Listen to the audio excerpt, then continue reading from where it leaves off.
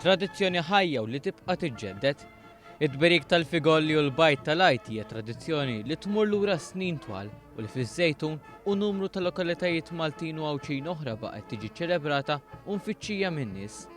Wara l-quddies ta' tħabbira mill-qewmien mill-mewt ta' Sidna Ġesu Kristu jkunu bosta tfal li bir-tiċrita fuq wiċċhom jistennew bil-ħerqa l-mument meta lil xoxtu l-arċipriet tal-lokal tagħhom iberkilhom il-figolli u l-bajt tal-ajt li minkejja t-tentazzjoni ma jkunux kielu fl-aħħar jiem. Kif tħossok li ġejt għad-berik tal-figolli? Ferħana. U x'qed tistenna issa? L-imbirek il-bajda u Nikola. Biex imbirikiri għax il-ċittata biex niftaħa. Biex imbirek il-bajda ħalli meta Nikola tkun imbirka. Biex niru l-bajda tal-Easter ukoll. Għandek għabtit tikolla l-bajda tal-Easter? Ija. Biex imbirek il-figolla. U għandek ġem biex tikoll issa? Le. Jiena nistenna biex Nikola mi. Biss anke l-arċipriet kellu aptit jimla daqsxejn zaqqu.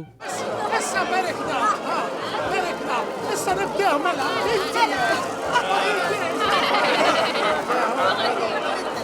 Għalkemm dan hu ritwal tradizzjonali kellu jaddatta għaż-żminijiet tal-lum, innutajna li għalkemm id-berik oriġinarjament tal-figolli, il-bajt tal-ajt taċ-ċikkulata saru aktar popolari ma' tfal u ftit sibna tfal ixejru l-figolla. Mid-berik tal-ħelu l-istatwa tal-irxoxt akkumpanjata miż-żewġ banet tal-lokal sabet triqita għal purċissjoni madwar it-toroq tar-raħal u imbagħad l-akbar festa liturġika tiġi fit-tmiema bil-ġirja tal-irxoxt lura fil-Knisja.